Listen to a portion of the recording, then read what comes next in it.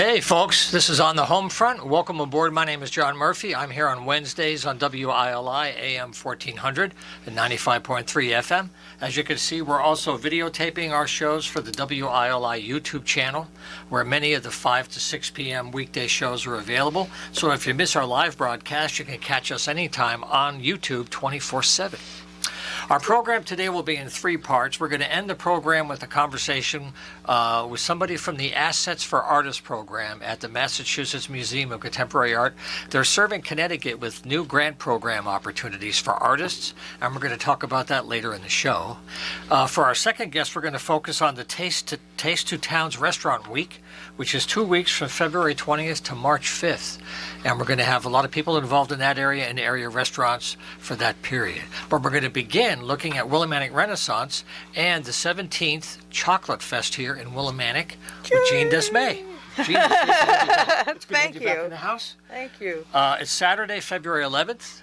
Plan ahead for a good day. Yeah. And just kind of give us a preview. We have time. Well, most important thing is we got the weather report just now. Oh, you did? And it was mid-40s. Oh, lovely. So that's good. That's good for it. And Yeah. some people said, how about if it rains, do you cancel? Well, of course not. This is all about inside the merchants. That's right. And the merchants stay open whether it rains or not, believe it. So you can always shop when it's raining.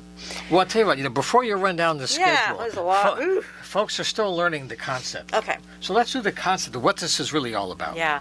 So, Willimantic happens to rhyme with the word romantic. Romantic Willimantic. And so we call it Romantic Willimantic, and this has been going on for, oh my goodness, well, at least 42 years, but even more than that, probably 45 or more, where we just, first they had a couple that they would designate the romantic couple, and they put them up at the Brand Rex house. Where Brand Rex is. It was a little white house, and they put them up for the weekend, and we sang to them, and they got food and all that. So anyway, that was nice. And then John Lesko came up with the idea of making a Cupid. Ah, there you go. So that was 42 years ago, was the first Cupid, and the first Cupid was Wayne Norman. Of course. Of course. Who else? Hello, Wayne. Hi, Wayne. So ever since then, the town of Windham has been nominating a Cupid every year. And I'm honored to say that I was one also. And we always say we're always still Cupids, so they just keep growing. Yeah. We don't go away. Also, this year, our Cupid finishing his term is David Foster. Yes. Thank you, David. Hey, thank you, David. You bet. So about 17 years ago now, and that's, well, with 2 years missing, we started a Chocolate Fest. So one of the people in town was just like, we need Chocolate Fest. We need a Chocolate Fest. And I was like, I just done Third Thursday. Like, I'm not doing a Chocolate Fest. But you know what happens? I had lunch with a few people at Uba's when that was a lunch spot on Main Street. And we all got together and was like, yeah, we should do the Chocolate Fest, and it's been going on ever since. And it's a lot of fun. And basically, it's very much a community event. Oh, yeah. It's what the people bring in, that's what it turns out to be. And it starts, shall I start with that? Okay. Yeah. All right. First thing in the morning. Saturday the 11th. Saturday the 11th. This Saturday coming up. So it starts with a road race, except it's not really a road race, it's an urban scramble. Because weather permitting, we don't know if they'll be running through the ice, the snow, or what, right? So they call it Urban Scramble. It's a 2-mile. People just do it for fun. 200 or 300 people come from out of town to run in this crazy race, and they all get dressed up in pink costumes and tutus and tights and all this fun stuff. It's over fast. The race starts at 10. It's probably over by 10:15, right? I mean, how long does it take to do 2 miles? So where do they end up now? Where do they end up at the end? They end up at the First Baptist Church. Okay. Which is also where they gather first. And then you can sign up for that at cupidmademerun.com. So they start the run behind ILI right here on Riverside Drive. They go up, they go across the river to Pleasant Street, they come back down, and they run up Main Street, I think. So anyway, it's great fun. They all have a good time. And cupcake for later, of course, gives them cupcake prizes. Well, who wouldn't race for a cupcake for later? So that they get a lot of business. Don't go to Cupcake for Later on Saturday morning at 10:15, because the whole 300 racers head right there for there. Flying Donuts. Flying Donuts. Okay, that kicks off the day. That kicks off the day with a lot of fun people who are full of smiling faces and just enjoying our city. And they're all from out of town, which is so especially nice. So then after that, well, during that, we have the cake contest. So if anyone is a baker, and I can tell you that so far no one is in the youth category. So if you have any children who bake, Oh, there's an opportunity. you may win There you go. easily. Hey. So there's like 5 categories, but you bring your cake in anywhere around 10:30, 9:30 to what is now Path Counseling Center. It was the YMCA many years ago. Bring your cake in, then you leave, they judge it. And then you come back at noon to find out who wins. And that's a ton of fun. And Ruth Hartunian, who does the Ravings and Cravings show on Monday, Right here in this studio. You bet. coordinates that. That's a lot of fun, Yeah. Path. And then all day long, which it could be any time from, it depends what the store's hours, but we try to say 11 to 3 because most people are open at 11 to 3, but some Right. are, either side. Right. We have the chocolate chip stroll.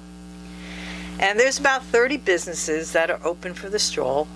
And what you do is you just walk down Main Street and you check out what they're doing. A lot of them have things for sale. Some are doing giveaways. Some are doing raffle baskets.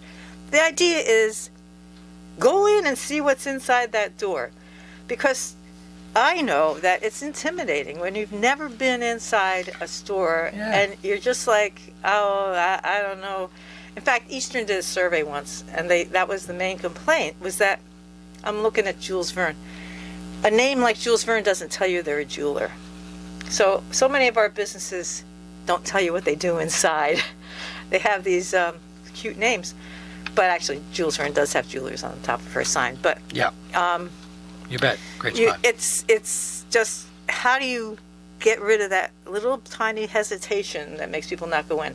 And people are going to be really surprised this year because we have several new businesses downtown, and they're really going to see new things. It's the power of chocolate. It's the power of chocolate. There right. you go. You It can walk is. it off every store. You do a couple of laps. Go to the next one, cross Right. the block, right? Right. And if you didn't get enough to eat, Yeah. Oh, my goodness. you can All go right. to the food co-op where they're having their birthday party.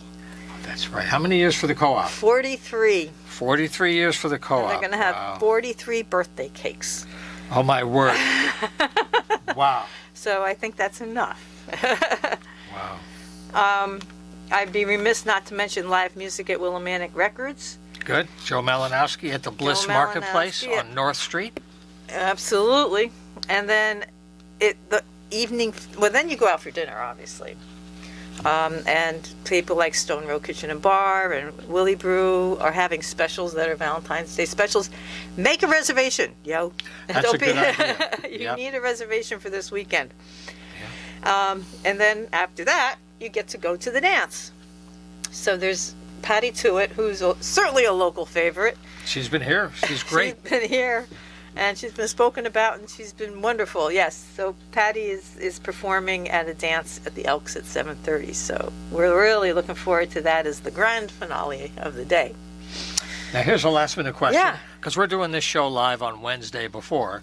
Are there any last minute needs for volunteers or last minute things if people have a need? Because there's a lot of people that make this happen. Yeah, so you're absolutely right. I mean, miss not to say that.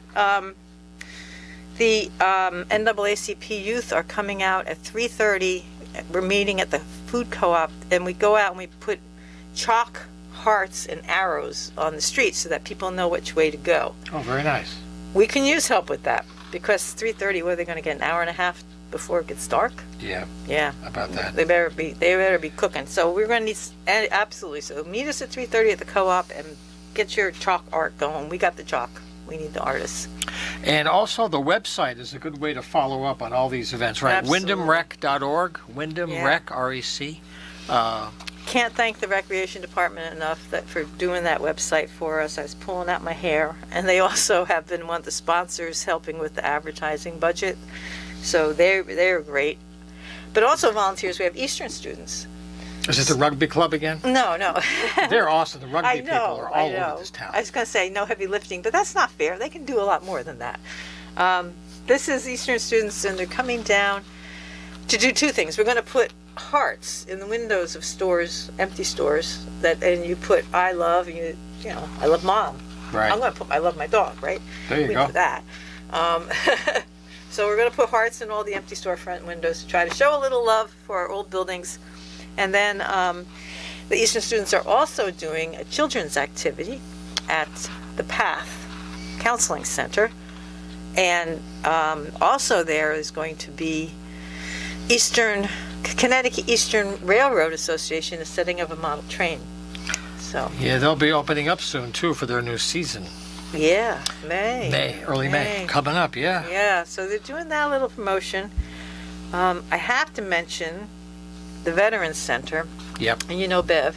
Yeah, I sure do. Bev York, been here many times. And she is just cranking out the stuff there. There's children's activities, there's crafters. They do liberties.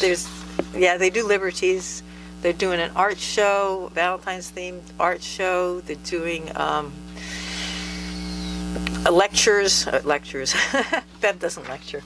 They're doing talks about... she's a storyteller. Yes, she's a storyteller. About chocolate and the history of chocolate. So There you go. yeah, on every hour, so 12, 1, and 2, I think. So that's all on the website too. That's all on the website. All right. Don't forget to go dig a little deeper and click on the back pages because you're going to find so much information. You'll see posters all around town, but everything on the posters are online and details for you to follow up. Yeah. WyndhamRec.org. WyndhamRec.org. And also a quick thing before we go with Gene, the WillimanticStreetFest.com is getting a new website this year. They've been doing a lot of work to enhance it. So they're planning now for spring to kick off. The first third Thursday, as you know, is in May.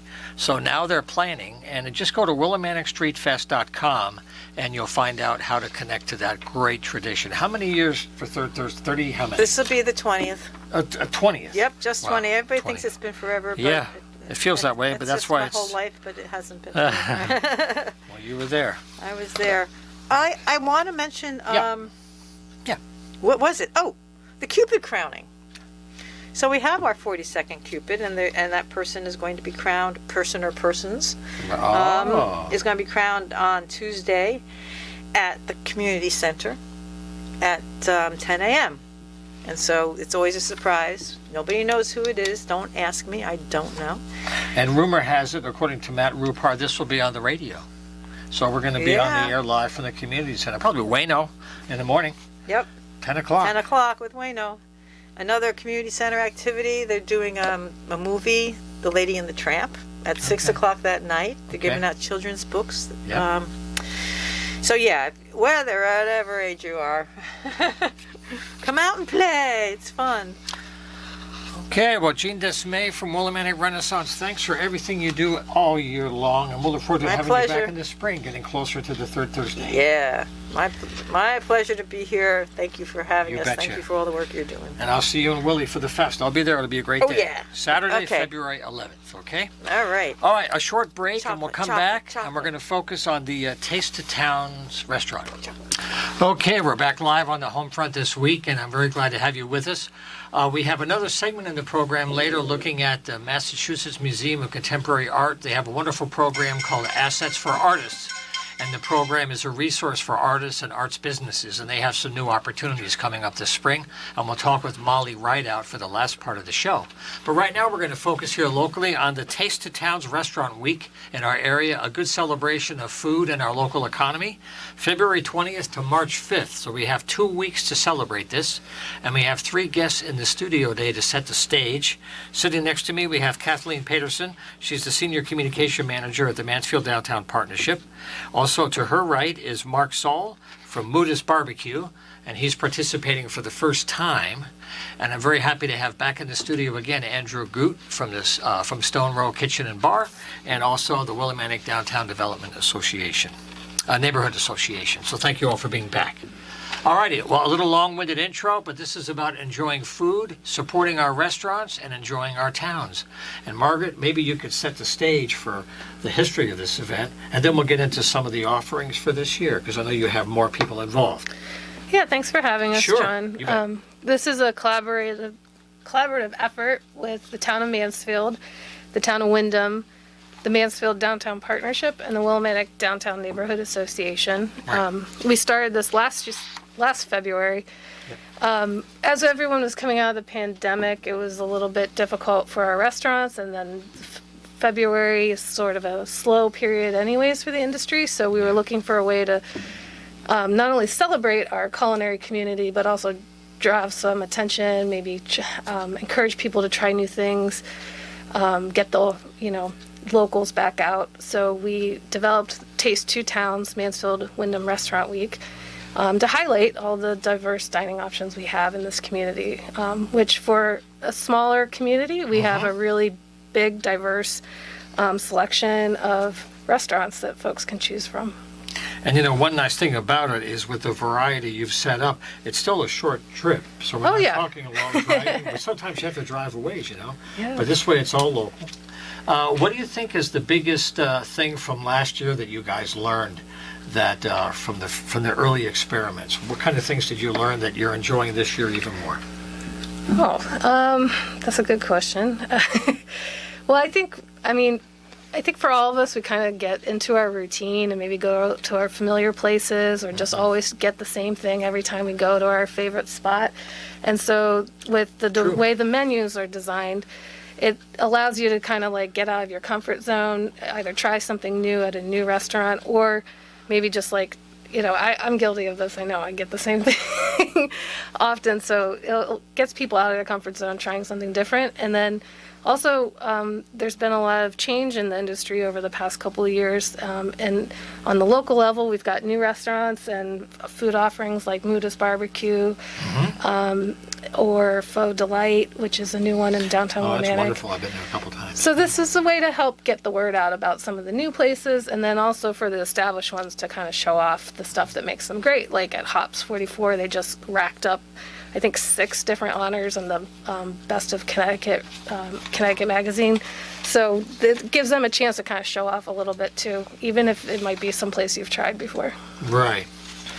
Something I like about Andy's work at Stone Row is kind of related to this, but each season has its harvest. And you have locally grown ingredients, and you try to integrate the menu into your local environment that way. And it supports local producers, and it gives them a chance to sell locally. And it gives you a chance to have variety. And doing it during this time of the year, of course, winter is a little difficult. Can you tease us a little bit, Andy, with some of your thoughts about working with local food more and more? Absolutely. So winter's a time where you really got to hustle with your creativity about what you're putting on the menu. But I think overall, my chef's culinary concept is go with what your body kind of craves with the seasons, and follow the New England seasons. So for instance, this time of year, it's root vegetables. This time of year, it's things to keep you warm. It's things to put a little meat on your bones. That's what we need in the winter, right? We're eating a little heavier, so we follow that. And I will add about the Taste Two Towns event in general is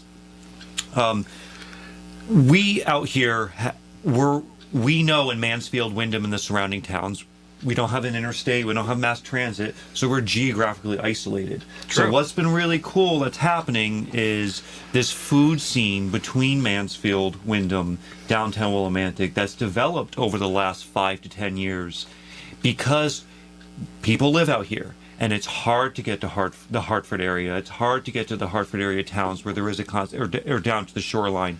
So you're seeing this and scene develop, and moreover, with the influx of international students going to UConn, these international, a lot of Asian-oriented food venues popping up throughout the neighborhood.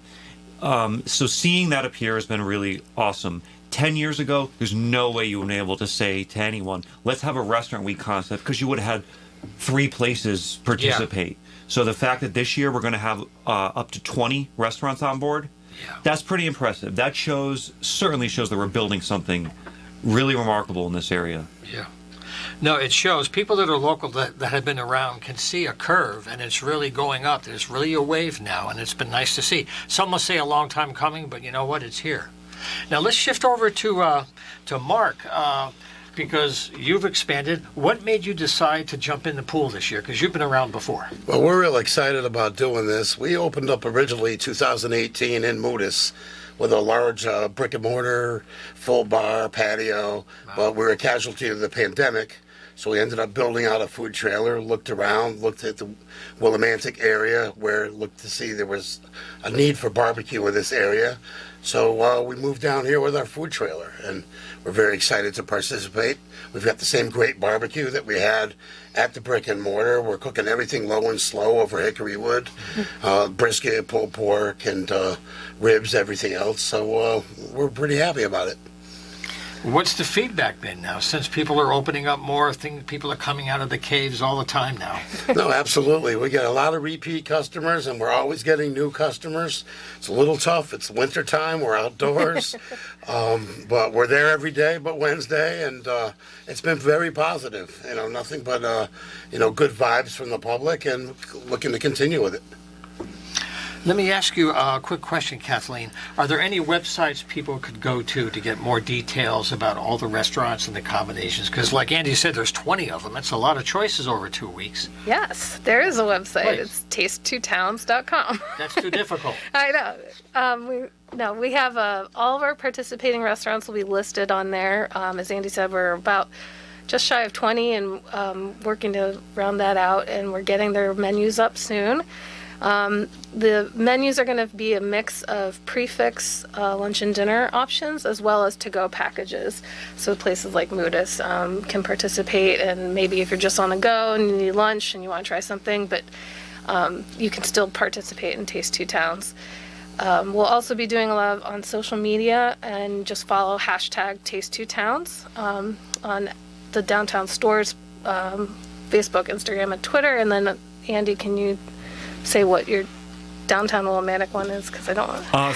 Yeah. So other than going to taste2towns.com, find us at Willie Next on Instagram, WILLINEXT, and or search Restaurant Week Wyndham or Mansfield will come up.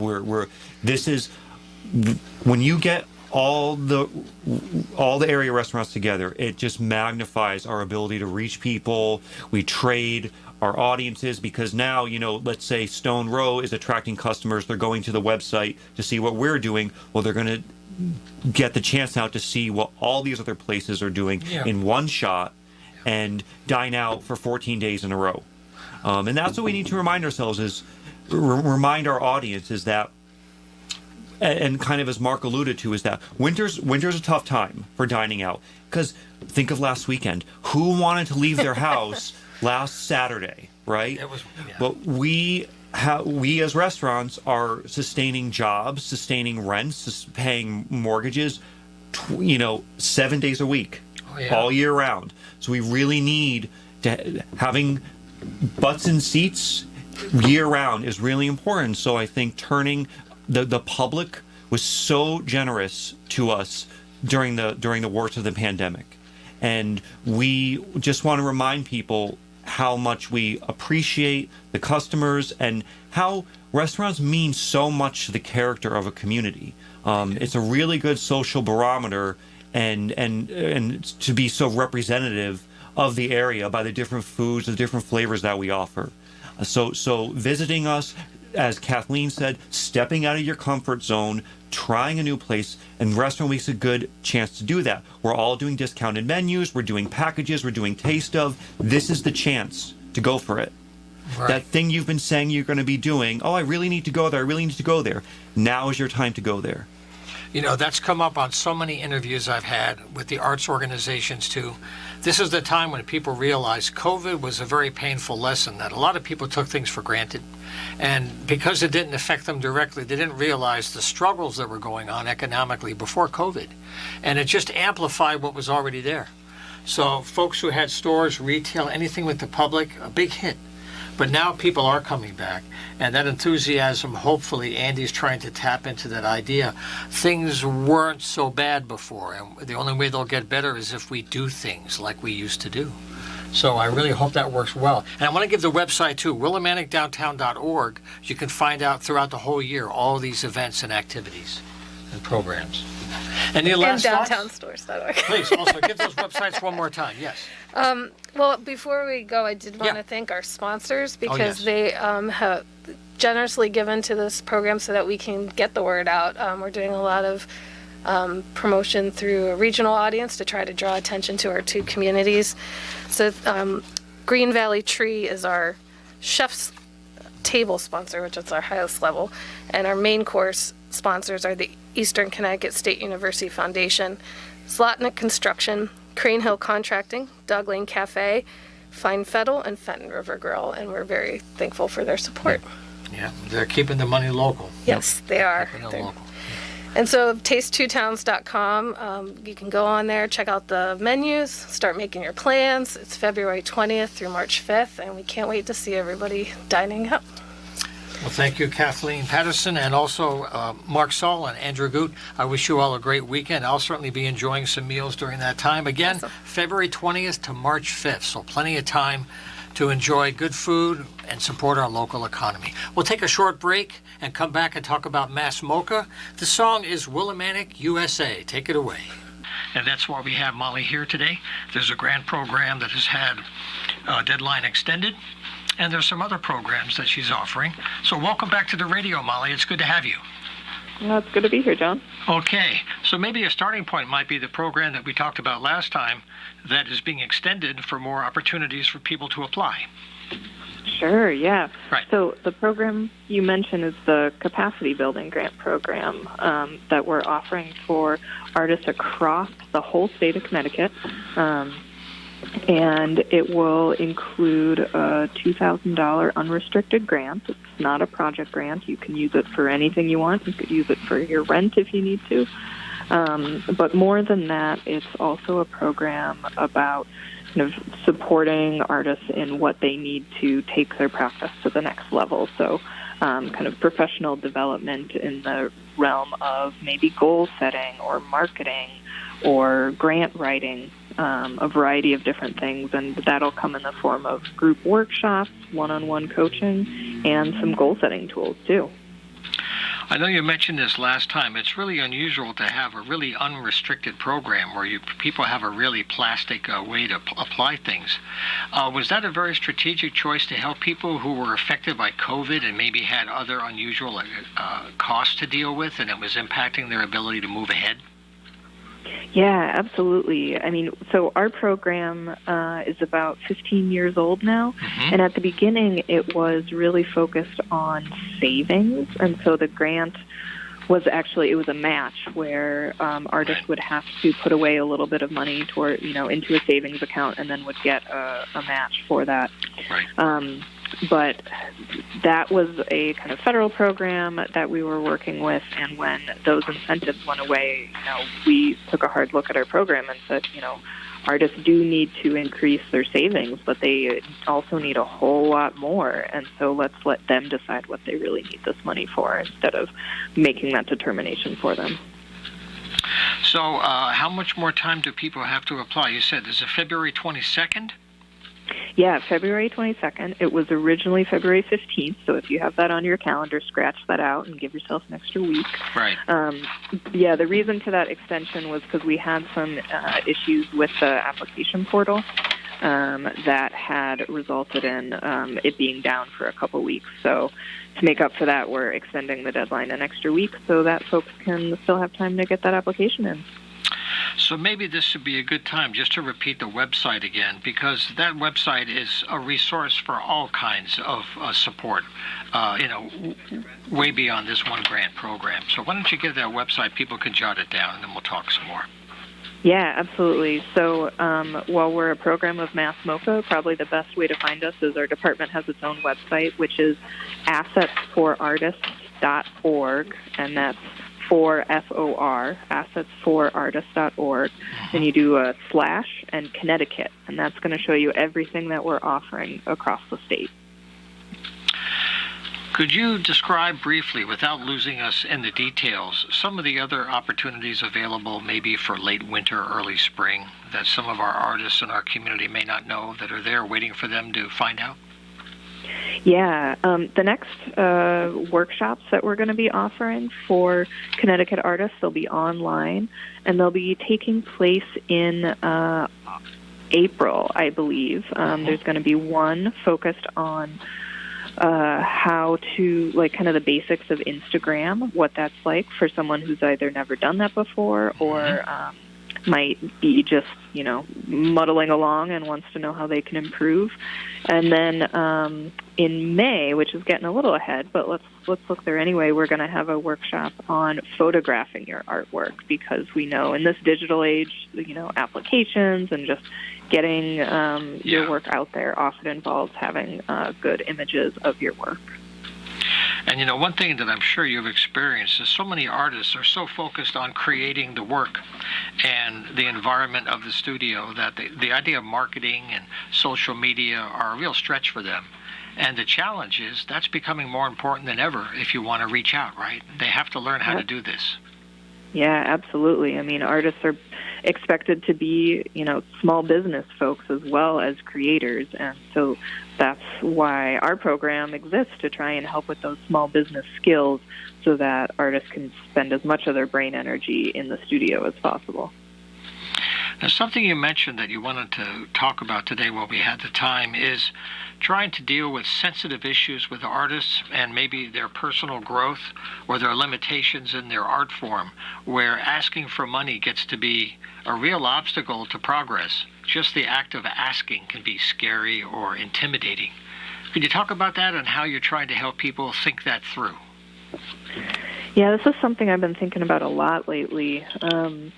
And, that our recent workshops have also been tackling with, when artists we're given this kind of, starving artist, struggling artist mentality. Yeah. And I think at this point, so many individuals and organizations are also used to asking for artists to do things for free. Arts organizations are struggling just as much as artists are, and so asking an artist to give a class for free or do a mural for free or donate their artwork to an auction.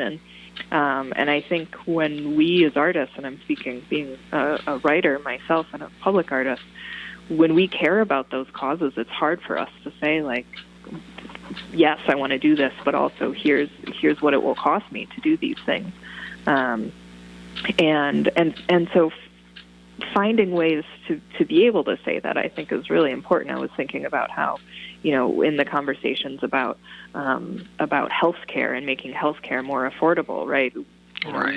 Some of the models are free healthcare for folks, but no one's actually expecting the doctors to work for free, right?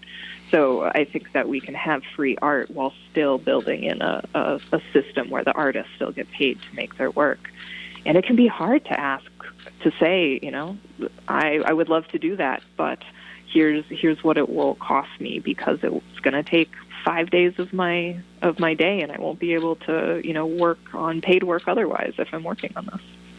Well, that's a really good point you made, because once you get the nerve to figure out, well, it's time for me to kind of get some support and some pay, the question will be, well, how much do you ask for within your medium? What does it go for? So you don't sell yourself short, but maybe go a little too high too soon. It's a very tender thing to price yourself, but how do people think that through?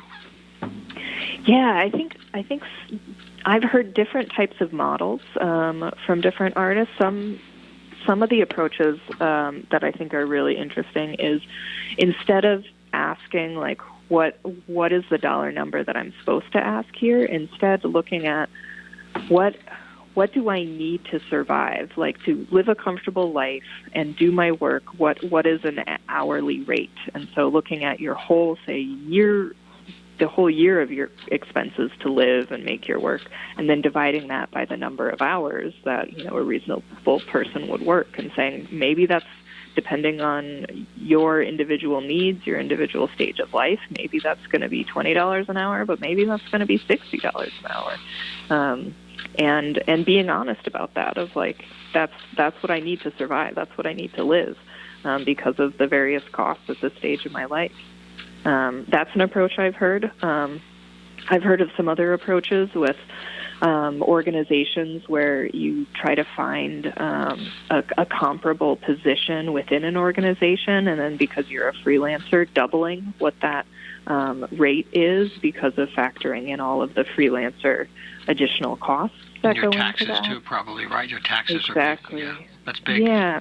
People forget But, taxes. Right. I think there's different models for different people, and it's really going to come down to what's going to work for you. There's sliding scale models, right? If it's a big corporation that's asking you for something, maybe you have a different price than if it's the local arts after school program, Right. And kind of working within that sliding scale. And I know from some other guests I've had on that if they're a member of an arts council or a guild or some collective effort, then there's a family right there you can talk to figure out how they're dealing with it too. So you're not kind of on your own in your own cave, Yeah, absolutely. And I think we as artists often undervalue ourselves. So if you're feeling like, if I ask for that much, are they really going to say yes? I mean, ask, and then the worst they can say is say no, and you go back with a lower number. But, always ask for what you need. Right. Don't be afraid of a no. Yeah. By the way, I want to mention for our radio listeners, in case you've just joined us, we're talking today with Molly Rideout, the Assistant Director of the Assets for Artists program at Mass MoCA. And I wondered, since you're serving a large area, including Connecticut, which is active, when we spoke last time, you were talking about the eastern half of the state is a little quieter. It's growing, but it has a little fewer applications coming in than from the western half. And part of your message was to reach out to people in the eastern region to say you should go for these things, and they're waiting for you, right? So let me, have you explain that concern you have that everybody in the state is reached. Yeah, absolutely. So this program that we were talking about a little earlier, this capacity building grant program, it's going to be a cohort of 10 artists. And we are really hoping to have a broad cohort from across the state. So, looking as geographically diverse as possible, and looking at some of the workshops that we've offered in Connecticut in past years, it does seem like attendance, is a little quieter on the eastern half of the state. And we know that there's some amazing champions of arts, both organizations and some amazing artists in that part of the state that we've really enjoyed working with, and we also know that there's a lot more out there that might be interested in getting some of the work that we can provide from our workshops or this grant program. I wonder too if in the plans for maybe spring or summertime, you had mentioned some online workshops. Are you ever having sessions where the consultants can come out to different regions and provide special training to people that might have like a menu of choices, different kinds of needs, and people would come to them for support, or is that not funded at this time? Yeah, that's a good question. I think right now a lot of our work is virtual, right. Especially because this program is going to be statewide. But I do think, we used to do everything in person, right? And then COVID, and for the last 3 years, our program has been all online. And so we are just now stepping back into in-person and figuring out the best way to do that. So, who's to say we might be able to do some more localized in-person stuff, and that would be great because there's really nothing like meeting in person, right? No matter how easy the internet can be, that connection you make in person is so key. Yes, I did a couple of workshops. I think her name was a few years ago, D. Clap Boyle. It was kind of business 101 for artists trying to get their act together to become more than a hobby. And she was wonderful. It was an all-day workshop, and you figured out a business plan and how you get the basic fundamentals in place. And people realize it is doable. If it's small, it doesn't mean you can't make it work. It's just small. Right. It's all about taking big, scary steps and breaking them down to as small of a thing as possible that you feel like, I can take that small step today. It's just emailing one person. I can do that. Well, is there anything that I haven't asked about that's in the hopper right now that you wanted to share while we have a few minutes today? Other projects underway? And once again, people can go to assetsforartists.org to get more information about all these things. About something Yeah, I and haven't asked about, please. Yeah, well, and to add to that, assetsforartists.org, and if you add a slash to it and then the full word Connecticut, Right. you'll get stuff just for the state too. Well, so in addition to this grant program, so we're going to have a cohort of 10, right? But we will also be offering, paired with this, a series of probably about 4 or 5 workshops that will be specifically for Connecticut artists. And I have the really exciting job right now of interviewing artists in Connecticut who have put forward a proposal of what some of those workshops could look like. So I'm having a lot of fun getting to meet some of the artist experts who could potentially be some of the trainers for these workshops. And we'll be looking at those probably in the summer, maybe into the early fall. And so the grantee cohort of 10 will get priority access to those, but these are going to be workshops that will have a much larger capacity than just those 10. So there's going to be plenty of space for other folks from around the state to be able to join. And not all of them are going to be led by Connecticut artists, but several of them will be, and that's really important because you'll be, speaking with an artist who really knows the specifics of the challenges and the opportunities that Connecticut artists face. I know from the past so many people take several years to get some basic things down that with a little training you can do it in 6 months, but either it's anxiety or other life circumstances getting in the way. But some of those basic business things or planning things really open the door for all the energy to move, and until you do that it's kind of restrictive, isn't it? You're kind of holding yourself back in a way. Yeah, it can sometimes feel scary to take that first step, and then once you take the first step, you realize, oh, okay, I can manage this. I'm still moving. I'm still moving forward. Mm-hmm. And for those who are feeling like, I don't know if this is going to be the right time to be engaging in this work, Assets for Artists, we've been around for 15 years. We're going to keep being around, and so maybe next year is a good time, or the year after that. Or if you sign up for a workshop and aren't able to make it live, almost all of our workshops are also recorded. So if you sign up in advance, you'll also get the link for the recording, so you can watch it on your own time, and you'll also get the slides emailed to you so you can go back to them and digest them and really kind of take it in at your own pace, because it can be a lot. Even when you're fully ready, a 2-hour workshop online can just come at you and feel like too much. So we try to break it down as much as possible and give folks opportunities to talk with each other and learn peer-to-peer as well. Yeah, it's wonderful to have these recordings and to get the slides, because each one of those slides can be a whole bunch of research in one graphic that can help people really move ahead. So Molly Rideout, I want to thank you again for joining us. We'll try to get Molly here every month or so to update us on some of the programs at Assets for Artists. I certainly wish you a good winter. Happy Valentine's Day, too, next week. Well, thank you. And we'll be in touch for March, okay? That sounds great. Okay, Molly, you take care. Thanks again for joining us. You take care. Be well. Thank you. All right, assetsforartists.org/Connecticut.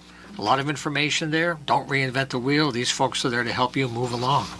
And that's what I have to do. I got to get my boot heels wandering out of here because time is out. So I'll see you next week for On the Homefront. Thanks to Matt Rupar for controlling the technical madness, and we'll see you next time.